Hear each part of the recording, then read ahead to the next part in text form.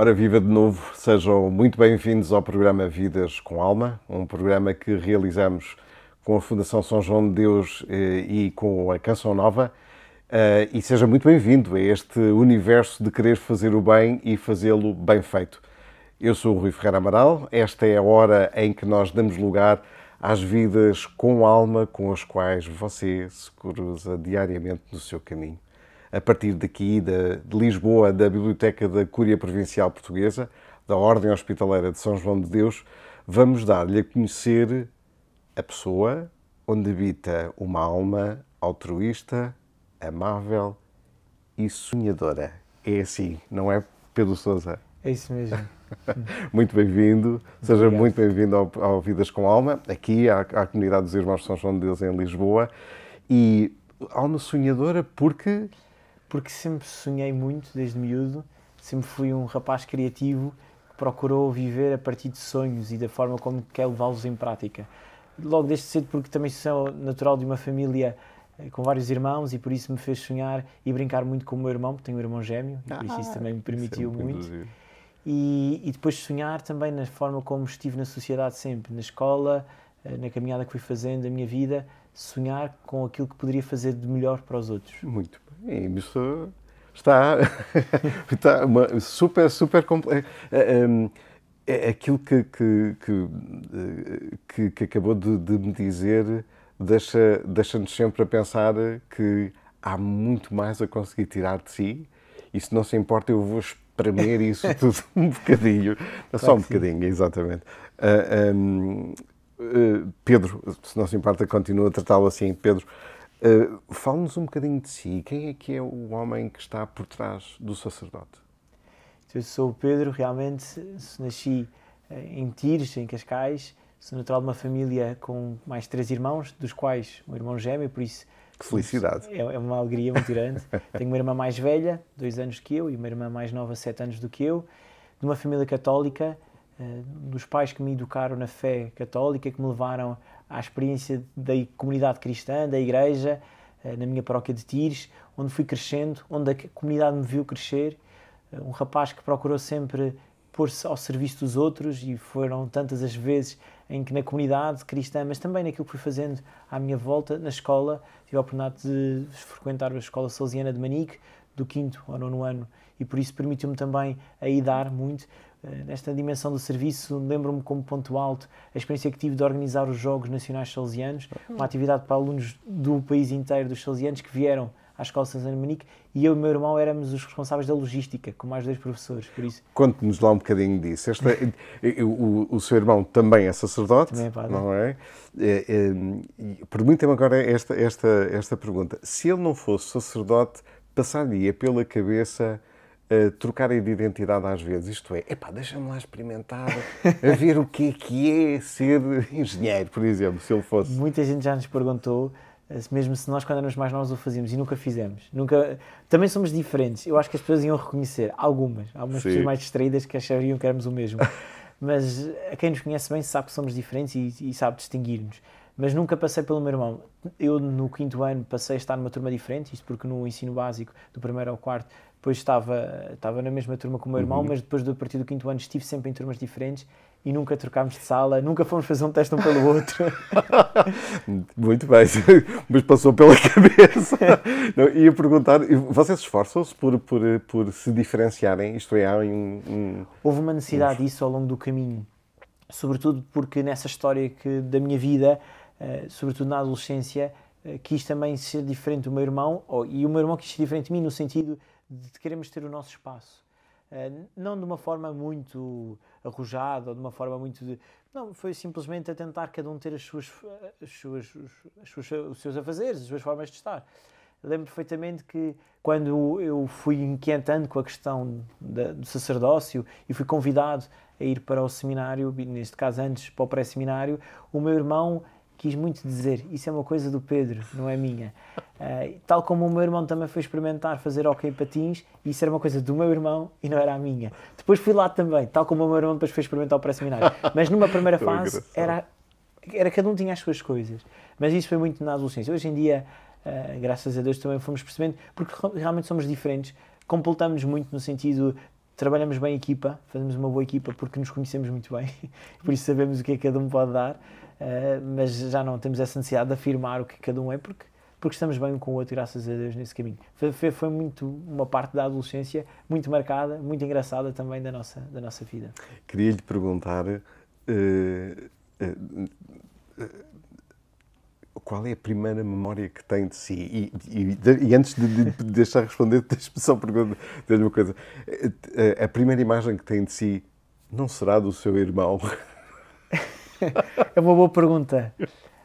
Eu, graças a Deus, vivi coisas muito bonitas, mas que depois não ficam na memória, ou não fiquei com imagens. Talvez seja a brincar com o meu irmão.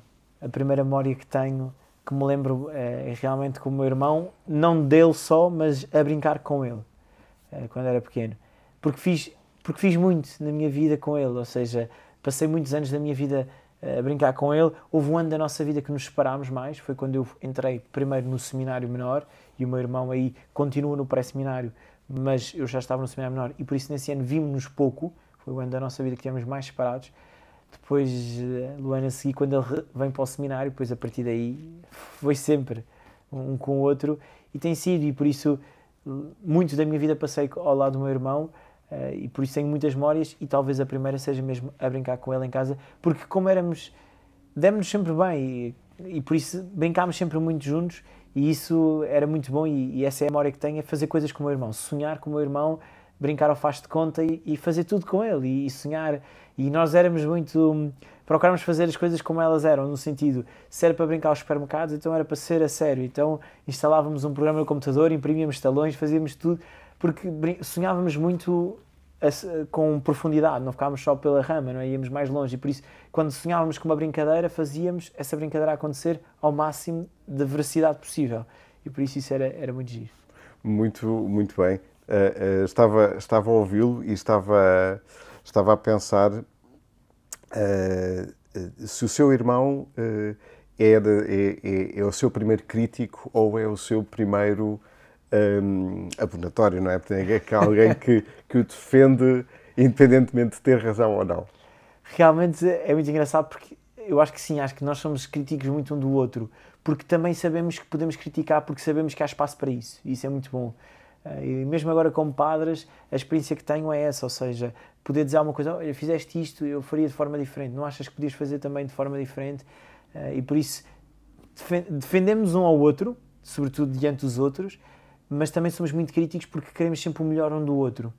Não ficamos pelo nível medíocre, procuramos mesmo a exigência, mesmo na forma como estamos um com o outro, procuramos levar com exigência o nosso trabalho e a nossa missão, e por isso, se fazemos uma coisa que se calhar podia ser melhor, somos capazes de dizer um ao outro. E isso também é uma mais-valia, porque também isso nos faz crescer muito ao lado um do outro e, sobretudo, faz-nos também querer poder aprofundar aquilo que nós somos, não só como homens, mas como padres também, com a ajuda um do outro. Porque nos amamos, também nos corrigimos. Pedro, estou aqui a ouvir um pedido, que é uma forma com uma única resposta, resolver dois assuntos ao mesmo tempo. Quando é que faz anos? Diga-nos lá o dia, o dia mesmo, porque certamente quem nos está a ouvir vai gostar de... 2 de outubro. 2 de outubro, muito bem. Portanto, já sabem, se só ligou agora e ouviu 2 de outubro, estamos a falar com o padre Pedro Sousa.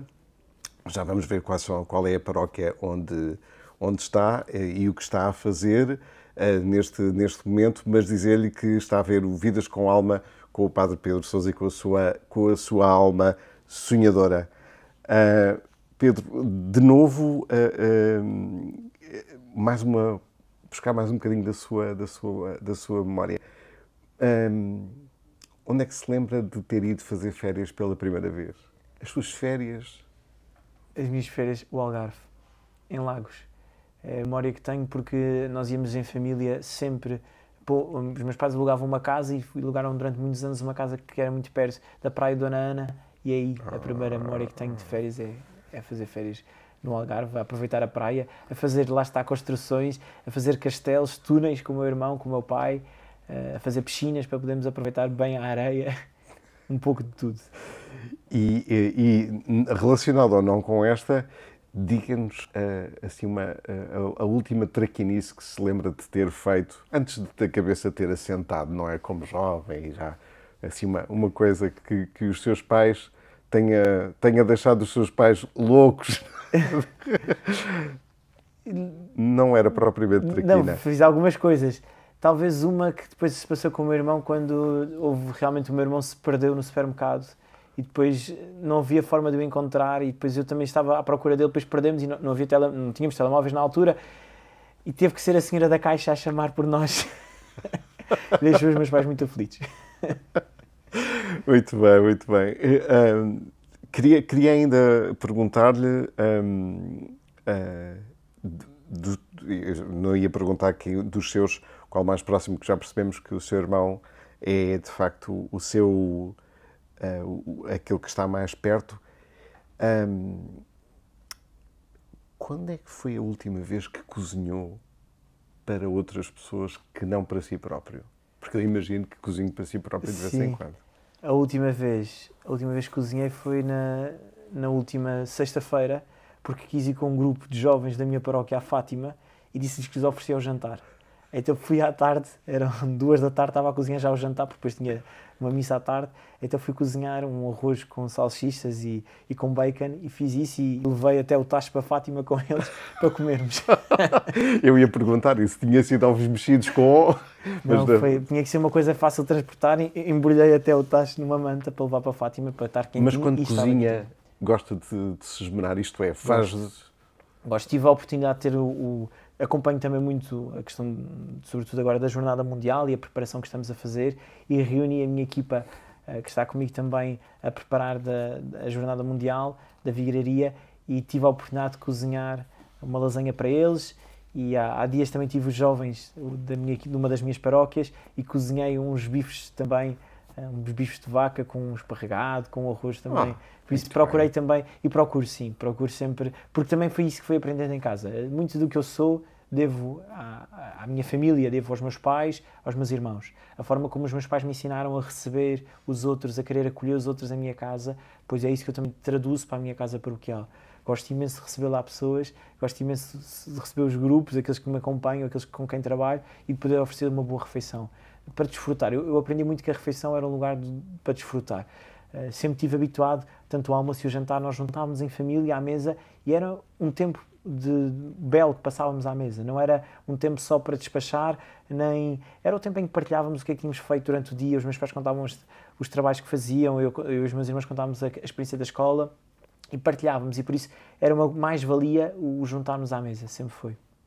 Apetecia-me perguntar ainda como é que as suas irmãs veem ter 2 religiosos ali ensanduichados entre as duas. É muito engraçado. A minha irmã mais velha está noiva, está para casar, e por isso é muito engraçado, porque também está a acompanhar-nos de uma outra forma. Não diga que vai ter 2 sacerdotes a celebrar o matrimónio dela. Ainda não sabemos quem é que vai presidir, mas um será, mas ela ainda não escolheu, por isso ela terá de escolher quem é que o irmão quer. E a minha irmã mais nova está a acabar o 12º, e por isso, claro que têm perspectivas diferentes, uma que trabalha, outra que está a acabar o 12º, mas é muito curioso a forma como vivem connosco o sacerdócio. A minha irmã mais nova brinca muito connosco, é muito engraçado estar à mesa porque manda-nos algumas piadas e a forma como vive toda esta experiência que nós temos de ser padres, e por isso também interessada em querer estar presente e a conhecer, uma vez que tem mais facilidade em ir connosco, estar com os meus pais a conhecer. A minha irmã mais velha, que tem já outro trabalho, que já tem outra ocupação, que procura sempre também saber como é que vai a paróquia e que quando falamos ao telefone, pois então como é que estão a correr as coisas. É engraçado, é um ambiente muito engraçado. Depois, quando estamos em casa, se for para fazer a oração, que fazemos sempre antes de almoçar ou antes de jantar, nunca querem ser elas a fazer, por isso não, agora temos as irmãs padres, agora são os padres que fazem. Muito bem. Se ainda não sabes, estamos com o Padre Pedro Sousa, estamos aqui no Vidas com Alma, a ouvir um pouco da sua alma sonhadora, e se também tem acompanhado o Vidas com Alma noutras semanas, também já sabe que a esta altura fazemos, não uma pequena maldade, mas um pequeno desafio aos nossos convidados. E desta vez é de novo um desafio que tem a ver com um conjunto de jogos de estimulação cognitiva que a nossa instituição produz, porque de facto os Irmãos São João de Deus estão ligados à área da saúde mental, e e eu ia sugerir ao Padre Pedro se não se importava de tirar dois cartões, e aqui vai encontrar uma espécie de um dominó que tem do seu lado esquerdo o final de um provérbio e do seu lado direito o início de outro. Se calhar vou-lhe pedir que só que tire um só, tire um, que se calhar é tranquilo. Depois, se nos virmos muito enrascados, tiramos outro. O que acha? O que é que lhe calhou, se não se importa de Tarde ou nos dizer? nunca, sim direita, quem tudo quer. Fácil? Fácil. Muito bem, então o primeiro seria... Eu vou começar pelo segundo, pode ser que é mais fácil que eu o primeiro. Quem tudo quer, tudo perde. Muito bem, muito bem. Quem nasce torto, tarde ou nunca, sim direita. Muito bem, É isso, obrigado. É assim, senhor. E deu-me aqui o mote para a próxima conversa. Se não tivesse dito que sim ao chamamento que Deus fez a si, qual é que seria o outro chamamento, não é? Se não fosse para sacerdote, Deus tinha-o chamado para ser... Para ser pai de família. Não sei bem a fazer que profissão. Como é que ia sustentar os meus filhos? mas seria pai de família, sem dúvida. E sente que esse é um caminho que certamente muitas pessoas na sua paróquia vão escolhendo. As pessoas, obviamente, vão fazendo opções vocacionais na sua vida. Como é que te sentiu, de alguma forma, que quando escolheu esse caminho, como é que os seus pais reagiram? Qual é que foi o que reagiu melhor? Aparentemente, quem reagia melhor seria o meu pai. No início parecia isso. Depois, quem conseguiu reagir melhor foi a minha mãe. Mas a reação dos dois, quando eu fui convidado, nesta história que eu fui fazendo, eu fui percebendo, lá está, neste sonho que ia tendo, eu sonhava ser padre quando era miúdo. Não sei bem dizer o porquê deste sonho estar em mim, mas ia sonhando ser padre. E isto com 5, 6 anos. E depois, quando fui tendo mais consciência e fui percebendo, o meu prior, o padre Magalhães, um padre espiritano, que entretanto já faleceu, ele veio para a minha paróquia quando eu estava no 5º ano. E nessa altura ele foi-me conhecendo, e foi muito giro, porque foi quando me nasceu a minha irmã mais nova. E por isso ele foi-me conhecendo, eu tornei-me acólito, e a verdade é que a seguir foi um passo para ele me convidar a ir fazer um encontro vocacional. Estava no 8º ano quando ele me convidou a ir para o pré-seminário de Lisboa. E eu fui, e foi uma experiência incrível. E os meus pais aí, tudo bem, um pré-seminário, um encontro uma vez por mês, claro que sim, tudo bem, podes ir. No ano a seguir, estava eu no 9º ano, foi os padres do pré-seminário de Lisboa que me convidaram a ir para o seminário menor. E aí a resposta dos meus pais já foi, não vais porque és muito novo, porque temos muito a ensinar-te e vais sair de casa assim, e queremos ensinar-te muito mais. E a verdade é que a primeira reação deles foi, não vais. E contudo foi muito difícil esse momento. Mas eles perceberam que havia razões sobrenaturais para tudo isto. E aí foi a minha mãe que reagiu melhor. Porque se parecia que o meu pai era aquele que menos fazia entraves, neste diálogo que foi havendo, depois, quando foi para dar a resposta final, foi a minha mãe a primeira a dizer que podes ir. E o pai teve mais dúvidas? Teve, sobretudo, porque foi percebendo que era um filho que estava a sair de casa e a minha mãe conseguiu, se calhar, mais facilmente ter esse olhar sobrenatural de uma mãe que entrega, e o meu pai no início não me percebeu tanto, depois foram percebendo, foram fazendo um caminho os dois juntos, e hoje estão felicíssimos, mas na altura foi difícil. Olha, habitualmente nós, quando fazemos estas questões, estamos sempre muito centrados nos pais, nos irmãos, e os avós? Como é que... Os avós se calhar não perceberam logo tudo no início, do que é que isto implicava, ir para o seminário. Eram pessoas de fé também, mas se calhar não conheciam tão bem aquilo que era o seminário aos dias de hoje, porque também imaginavam o seminário quando iam muito longe de casa, e era com 10 anos que iam para o seminário, depois eu fui com 14 anos para fazer o 10º ano da escola, para o seminário menor da Diocese de Lisboa, do Patriarcado, e por isso os avós não entenderam se calhar bem o que é que estava a acontecer, ficaram felizes, acompanharam, tinham mais dificuldade porque não percebiam bem como é que era depois a minha vida lá, se calhar. Depois fui contando, tive a oportunidade de os levar ao seminário e saíram de lá felicíssimos. E sei que depois falavam com os amigos deles com uma felicidade imensa, e por isso também me deixava encantado, e por isso era muito comum quando ia à casa e ouvia a minha avó dizer às amigas todas, o meu neto está no seminário, o meu neto vai ser padre. E dizia isto com muita alegria. Na altura, se calhar, sem perceber, por exemplo, o caminho todo da faculdade, que era uma coisa também que depois foi acontecendo ao longo do tempo de seminário, mas ainda tens mais que fazer mais curso, ainda é preciso estudar mais, ainda, pronto, sem entender muito bem, para ser padre é preciso estudar. É preciso estudar e é preciso tomar uma decisão no momento em que se tem que dizer que sim. Recorda-se desse momento? Sentiu medo? Ou sentiu... O que é que sentiu? Senti muita alegria. Eu acho que senti uma oportunidade e uma aventura nova que me estava a ser dada e senti que Deus me estava a pedir. Quando os padres do pré-seminário me convidarem para o seminário, ainda que eu tivesse que ver essa questão com os meus pais e tive que ver, a primeira resposta que me apetecia dar ali naquele momento quando me convidaram é: eu vou. Eu vou porque eu vim do pré-seminário. Cada atividade que eu fazia, em cada fim de semana, uma vez por mês, eu vinha de lá tão feliz, tão feliz, tão feliz, que eu disse: eu quero isto para o resto da minha vida. Eu quero ser feliz o resto da minha vida. E por isso, se eu venho lá cheio, a sentir que Deus me dizia tanto, que tudo na minha vida fazia imenso sentido, com Deus tudo ganhava sentido e que, na verdade, até a palavra de Deus se cruzava com os jogos que eu fazia, com os jogos noturnos, com as atividades, até a jogar futebol, tudo parecia fazer sentido nas atividades do pré-seminário, e eu disse: eu quero isto para o resto da minha vida. E por isso, a primeira resposta que eu queria dar é: eu vou. Isso quer dizer que quando teve que dizer que sim, no momento de ser ordenado, foi fácil dizer que sim? Foi... Sem dúvidas nenhumas? Foi sem dúvida, porque senti que era Deus que me estava a pedir. E sem dúvidas nenhumas? Mas com a certeza que era uma grande responsabilidade que eu estava a assumir. Ou seja, foi um caminho que eu fui fazendo ao longo do seminário, perceber que, sim, o Senhor me chamava, não tinha dúvidas disso, que eu tinha dúvidas era na capacidade que achava que tinha para responder. Ou seja, às vezes senti que me faltavam, que não era eu, que não era para mim, que o chamamento se calhar era para outra pessoa mais capaz, com mais dons, com mais talentos, e que eu às vezes me tinha dúvidas se era mesmo para mim. E depois fui percebendo, e quando fui ordenado, lembro perfeitamente: ó Senhor, isto és tu que me pedes, e tu tens que me ajudar a levar por diante este chamamento. Padre Pedro, foi ordenado em que dia? Fui ordenado dia 3 de julho de 2022. O que é que aconteceu no dia 4 de julho quando se levantou? Levantei-me à pressa. Senti que o Senhor estava comigo. Fui ver-me ao espelho quando estava a vestir com o cabeção e pensar: vamos a isto. E saí e acordei cedo porque tinha uma missa logo às 9 da manhã. E por isso, numa casa de irmãs das servas Nossa Senhora de Fátima, e foi lá que celebrei a primeira missa, muito fresco.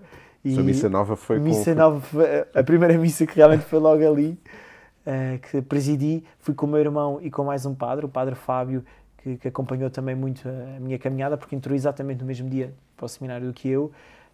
E por isso foi muito giro, fomos os três a esta casa das servas Nossa Senhora de Fátima. Convidei os meus pais a estarem presentes e foi um encanto, foi um nervosismo também da primeira missa, a ver se tudo corria bem, e foi muito giro porque partilhei também com o meu irmão, com o padre Fábio, os vários momentos, a homilia, quem é que fazia o quê, para poder, todos que realmente estivemos ali nessa primeira missa de uma forma extraordinária. Confesso-te lá, qual foi a primeira vez, e o que é que aconteceu a primeira vez que se enganou em algo que estava a acontecer na missa? A primeira troca que fez? Aconteceu-me a rezar o glória a Deus. mas pus os pés pelas mãos porque às tantas acabei no credo. Mas ninguém deu conta. Continuaram comigo. E depois eu disse: olha, estou a ver, até o padre se engana. Pronto, as pessoas riram assim, disse: mas vamos lá. E depois peguei no missal, andei umas páginas para trás e disse: vou novamente rezar o Glória. E rezámos o Glória. Mas foi engraçado porque as pessoas foram comigo embaladas e acabámos no credo. Se ele está a dizer é porque é assim. Foi muito engraçado. Muito bem. Os enganos têm esta capacidade de nos fazer rir de nós próprios, fica muito transtornado com um engano, ou faz parte da nossa vida? Hoje em dia fui aprendendo a rir-me de mim próprio. No início talvez tinha mais dificuldade. Queria ser muito perfeccionista, ou queria ser muito perfeitinho e fazer as coisas como deve ser. Depois fui percebendo que não. Às vezes erro, mas fui aprendendo a rir-me disso. E é das melhores coisas. Poder rir-me quando engano e dizer: acontece, faz parte da minha vida realmente. E rir-me disso não só me faz bem, como faz bem aos outros. Porque eu também acho que ajuda a perceber que vivemos com com humildade, na simplicidade do que somos, e por isso enganei-me, o padre enganou-se, não há problema, há sempre forma de contornar, de voltar a corrigir, sem medo de voltar para trás. Às vezes já me aconteceu depois disso também, em algum momento, e dizer, não, olha, desculpem lá, vamos para trás que esqueci de dizer isto, ou faltou, com toda a simplicidade. Eu acho que isso, a mim, me faz ser simples, e aqueles que eu acompanho fazem perceber que a vida também é simples. Muito bem, muito bem. Se ainda não deu conta, está a ver Vidas com Alma, estamos com o Padre Pedro Sousa, com a sua alma sonhadora. Nós, se chegou agora, aproveite, vamos fazer já um intervalo, portanto vamos parar durante alguns momentos, mas não vá para muito longe, que nós também não. Dentro de alguns minutos estamos de volta para conversarmos um pouco mais com o Padre Pedro, para ouvirmos um pouco mais da sua alma sonhadora e de percebermos também que percurso é que a sua vida foi sendo feita na sua comunidade e junto de nós. Até já. Ora, seja muito bem-vindo de novo ao Vidas com Alma. Estamos de novo aqui na sua companhia. Estamos com o Padre Pedro Sousa, padre com uma alma sonhadora, um homem giríssimo, giríssimo. Padre Pedro, tenho uma última pergunta sobre a sua vocação. Em concreto, sobre o momento em que diz que sim, em que é ordenado e que já sabemos que os votos que escolhem são votos, são promessas, na verdade, não são como em outros consagrados, mas destes votos que habitualmente nós estamos habituados a associar à vida religiosa, qual deles, para si, é o mais difícil de cumprir? Eu acho que é a forma como vivo a capacidade de ter um coração alargado a todos na castidade. Ou seja, como realmente sei me dispor para que viver de forma oblativa. Foi uma coisa que eu fui aprendendo ao longo do tempo de seminário, foi a poder viver de forma oblativa. Às vezes eu sempre gostei de servir, sempre gostei de me arregaçar as mangas e vamos lá trabalhar um bocado e sempre tive essa capacidade. Mas nem sempre fiz isso de forma oblativa. Fazia muitas vezes porque também sentia que isso me deixava bem. Mas fui percebendo que não chegava a ficar bem. Era preciso eu fazer por causa dos outros. Sem serviço. E para bem dos outros e, sobretudo, para bem de Deus, para dar glória a Deus. E por isso foi aprendendo que o meu coração tem que ser casto. E casto na forma como eu me entrego aos outros, numa oblatividade verdadeira, onde todo o meu ser é dos outros, porque é de Deus em primeiro lugar. A sua paróquia é única. Porquê que é única? E se quiser dizer alguma coisa aos seus paroquianos, a sua câmara é aquela, é uma boa pergunta, porque ainda por cima não é uma, são 5. Realmente o Senhor Patriarca deu-me essa graça de poder estar ao serviço em 5 paróquias do Concelho de Loures. Porquê é que são únicas essas paróquias? Porque são aquelas que o Senhor me confia agora e são aquelas que o Senhor me dá de uma forma muito especial para exercer esta missão de ser padre pela primeira vez. Num minuto, cada uma delas, dentro de uma característica de cada uma delas. Uma pergunta muito gira.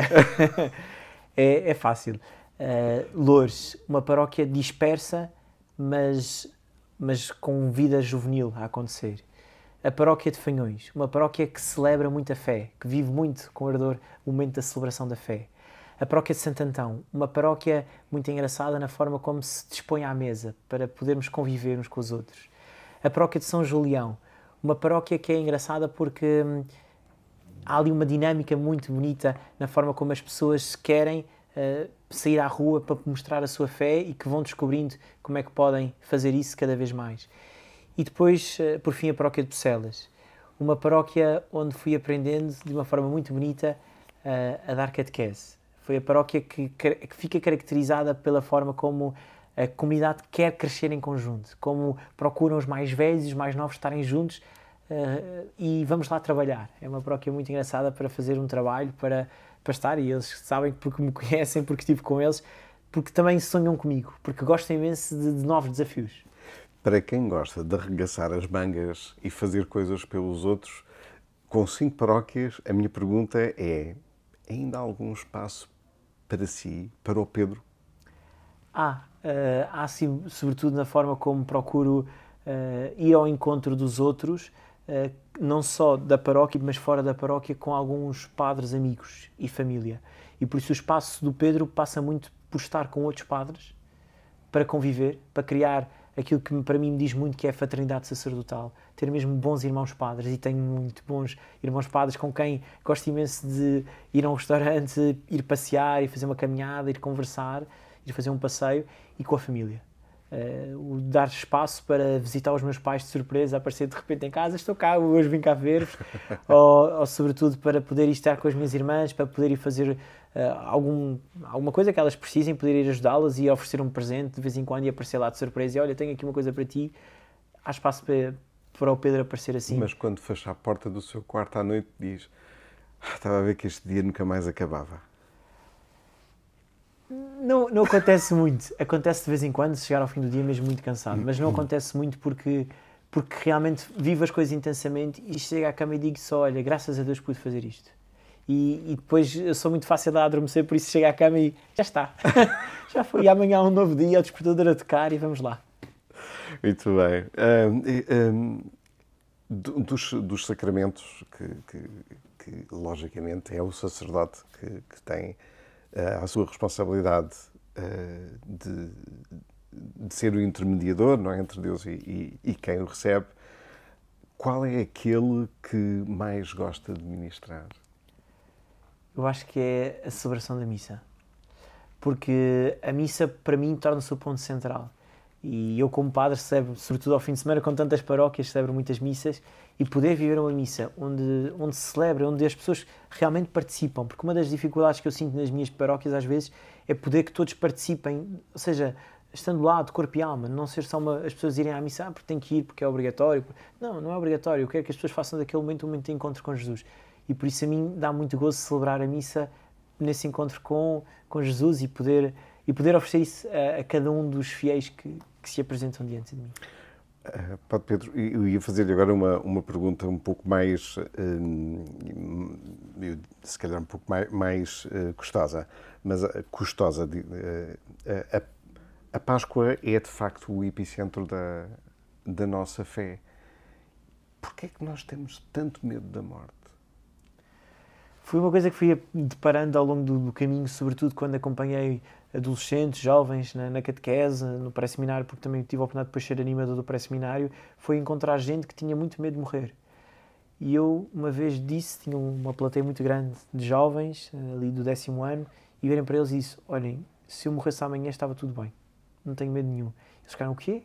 Está a falar sério? Estou porque fui aprendendo que quanto mais perto estiver de Deus e quanto mais cedo chegar ao céu, melhor será para mim. Isso foi uma das coisas que me faz caracterizar como uma alma sonhadora. Eu sonho ser santo. Sonho e desejo ser santo. E por isso desejo imenso ir para o céu. E por isso eu não tenho medo da morte. Não tenho medo de que o Senhor me chame. Espero poder estar o mais preparado possível. E vivo muito nesse sentido de procurar também eu estar com a confissão em dia, poder estar com os sacramentos e estar perto do Senhor e saber que estou em graça com o Senhor. Vejo à minha volta muita gente com medo de morrer, porque acredita pouco, acho eu, no céu. E será por causa disso que ainda continuamos a ver a unção dos doentes como uma extrema unção? É essa a imagem que ficou? Eu acho que sim. Acho que as pessoas, quando eu digo isso às vezes, olha, está doente, eu posso lhe dar a santa unção. Senhor Padre, isso é melhor esperar mais um tempo, que eu ainda não estou a morrer. Mas quer dizer, está doente, está a precisar da força de Deus. E por isso eu quero imenso dar, e às vezes as pessoas retraem, porque dizem, não, isso é uma coisa só para quando está mesmo a morrer. Isso não, quem me dera poder ter algum padre ao pé de mim, quando um dia estiver doente, para poder me dar a santa unção, para eu poder realmente chegar ao céu, com o coração purificado, com o Senhor mais perto de mim.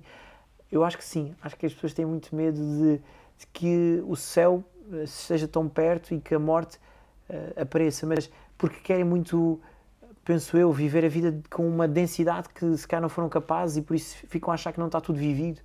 Quer dizer, eu já sou padre, já me entreguei ao Senhor, já me confiei, já me consagrei a Ele, tenho tudo vivido.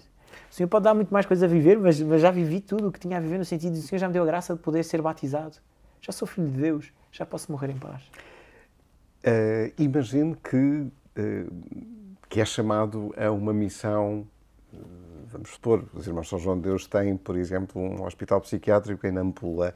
Imagino que é chamado a ser, vamos dizer mesmo assim, imagino que de facto é chamado a ser irmão de São João de Deus, não é?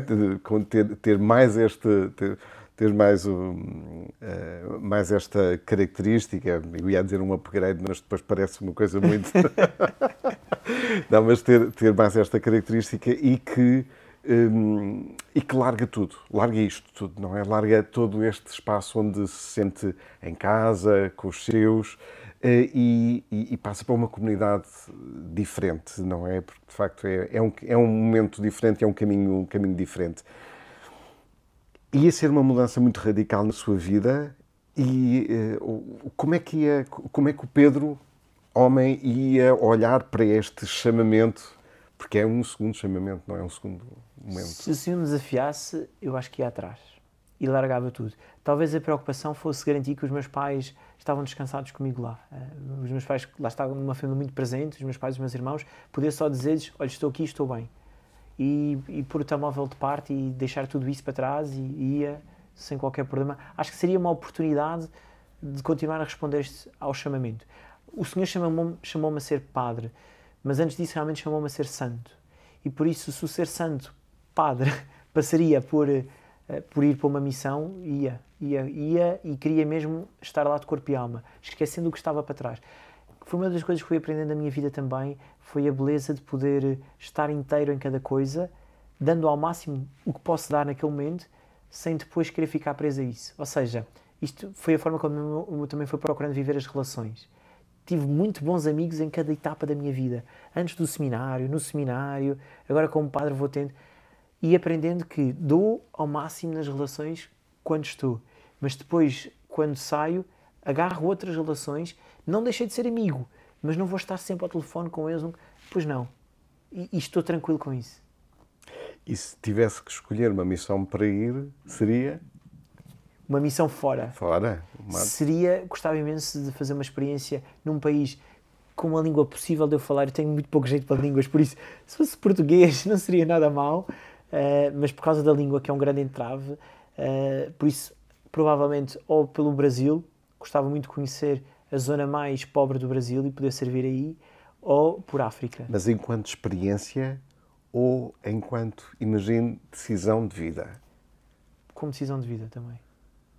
É porque pode ser diferente, não é? Dizer... Seria diferente, mas eu iria, se fosse um desafio e se fosse-me pedido até pelo Sr. Patriarca para ir, ia com missão de vida. Força Sim, com missão de vida. Era para experimentar, claro que sim, porque não experimentei ainda fazer esse tipo de missão, ainda que aqui em Lisboa, em alguns sítios, já fomos procurando experimentar. Porque há realidades também parecidas, de missão mesmo de pobreza extrema, etc., que eu me sinto ali também a poder dar, sobretudo porque sinto que posso dar muito mais do que vou vivendo como padre. Padre Pedro, tenho aqui dois cartões que gostava de saber a sua opinião, que na verdade é uma escolha, não é? Eu diria que se calhar, eu vou dar o cartão, se não se importa, diz aos nossos telespectadores o que é que está a ver e qual é a sua opção e porquê, está bem? Portanto, a primeira, se calhar não sei se é fácil ou difícil. Eu escolhia a maçã, é fácil. Vou mostrar. Sim. Realmente o que temos aqui é um pastel de nata e as maçãs. Eu escolhi a maçã. Porque é um pastel de nata e as maçãs? Pois, por acaso são dois, exatamente. Os pastéis de nata e as maçãs, eu escolhi a maçã. Eu gosto imenso de fruta. Prefiro muito mais às vezes aos doces. Se me derem a escolher, quase sempre num restaurante, como não escolhi, peço salada de frutas, em vez de pedir um doce. Por isso, porque me sabe muito bem uma fruta. Isso é muito interessante sabermos mais este pormenor sobre si. E agora dava-lhe uma outra, mas esta um pouco diferente, mas ajude-nos a perceber qual é que é a sua escolha.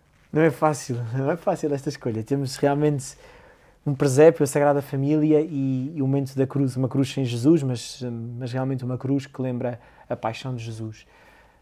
Eu escolheria a Sagrada Família.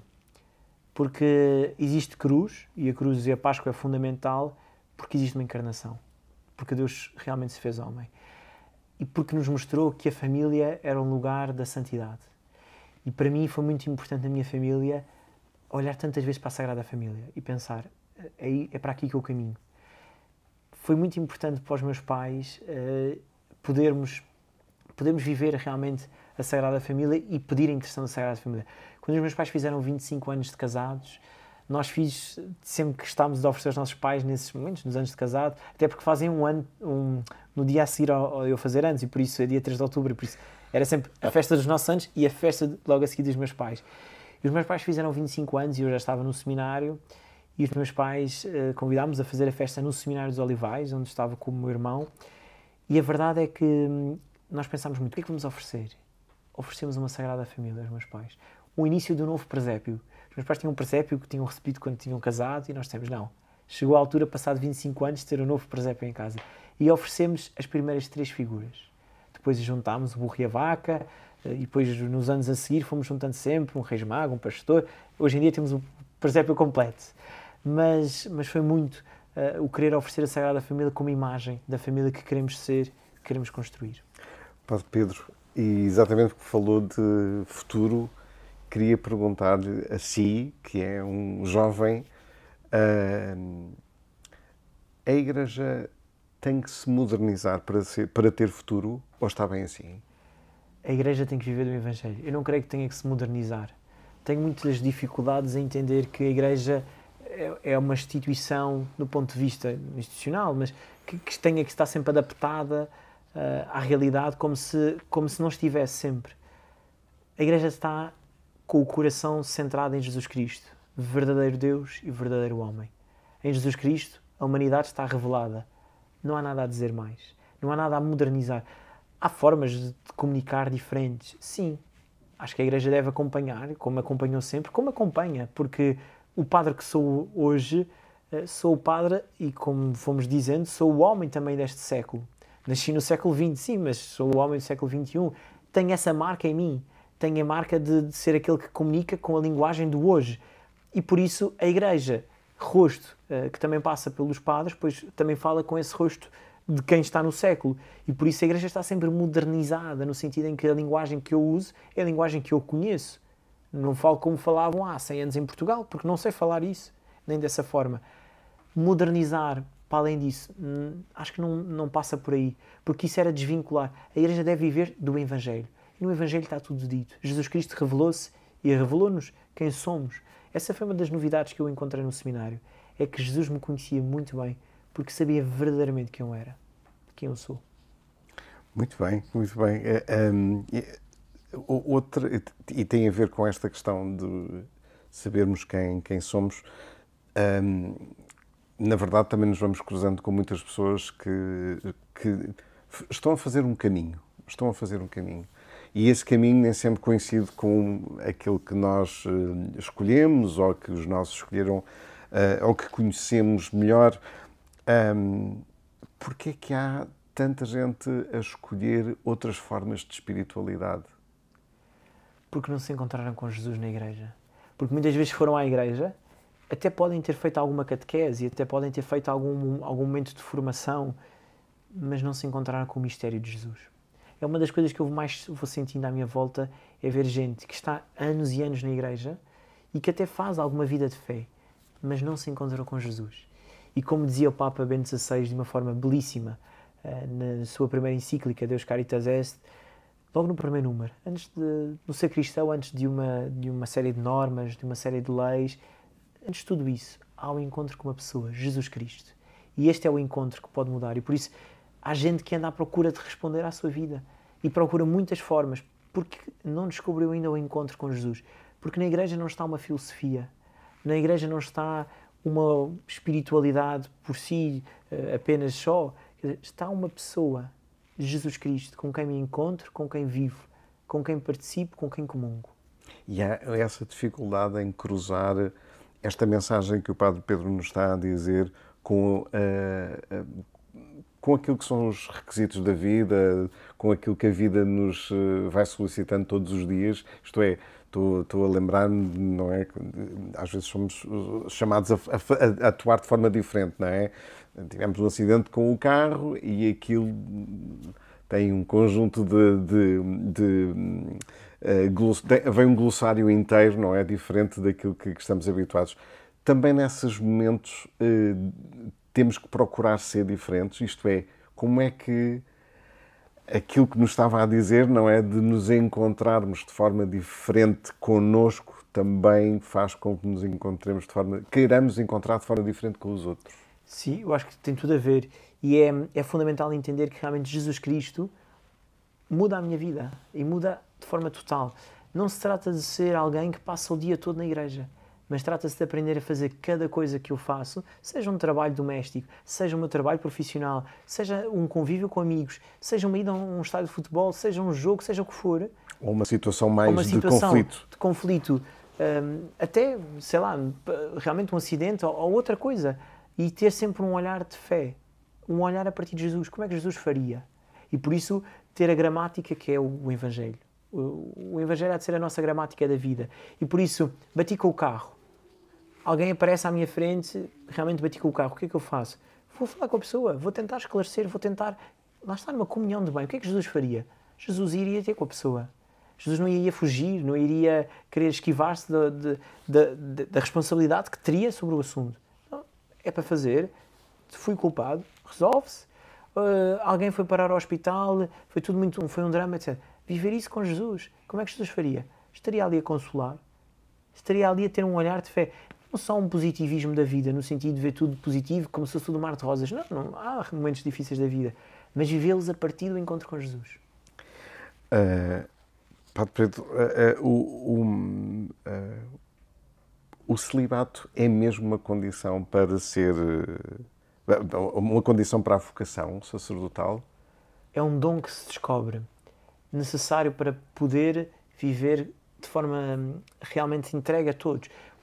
O celibato, eu fui percebendo isso ao longo do caminho, porque lá está, fiz essa promessa até antes de ser ordenado diácono e depois como diácono e como padre, depois sou celibatário, mas fui descobrindo que antes de ser era um dom que Deus me dava. Antes de eu dizer que ia ser, já Deus me estava a dar esse dom do celibato.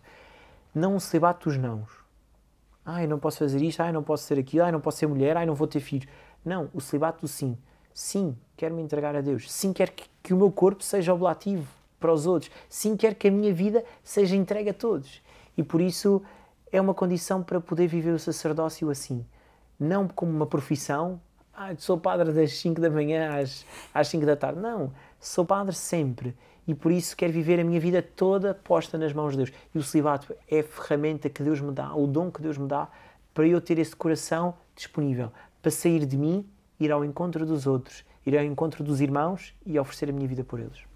Padre Pedro, o nosso tempo está a acabar, estamos já prestes a fazer a última curva antes da meta, e eu não quero deixar que termine sem primeiro despedir-nos de quem nos está a ver o Vidas com Alma, e convidar a que na próxima semana esteja de novo a conhecer uma nova alma. Agradecer a si a disponibilidade e a amabilidade de ter trazido a sua alma sonhadora para a conhecermos um bocadinho mais, e a si também. E enquanto isso, enquanto se prepara para marcar na sua agenda que na próxima semana tem de novo um episódio do Vidas com Alma, com uma nova alma para ver connosco, faço-lhe uma das últimas questões. Se entrarmos se pusermos aqui duas palavras, milagres e dogmas, em cima da mesa, o que é que acha da ciência? É um entrave à fé? Não. A ciência ajuda a entender o porquê das coisas, como é que elas acontecem, mas sabendo que tudo por trás da ciência está Deus a agir, e por isso os dogmas e os milagres pois são sinal de que Deus existe, de que Deus está no meio e que Deus usa a nossa realidade e a ciência como realidade criada por Ele para nos explicar e para nos dar tantas coisas boas. E por isso, não, a ciência realmente é uma mais-valia para a fé, para me ajudar a entender como Deus cria coisas tão belas e bonitas. As suas paróquias estão ligadas pelas redes sociais, imagino, não é? Sim, sim. E imagino que seja um dos promotores dessa ligação. Que mensagens é que hoje vale a pena colocar nas redes sociais? Estamos habituados a ver tantas mensagens fúteis, sem conteúdo, algumas até provocatórias.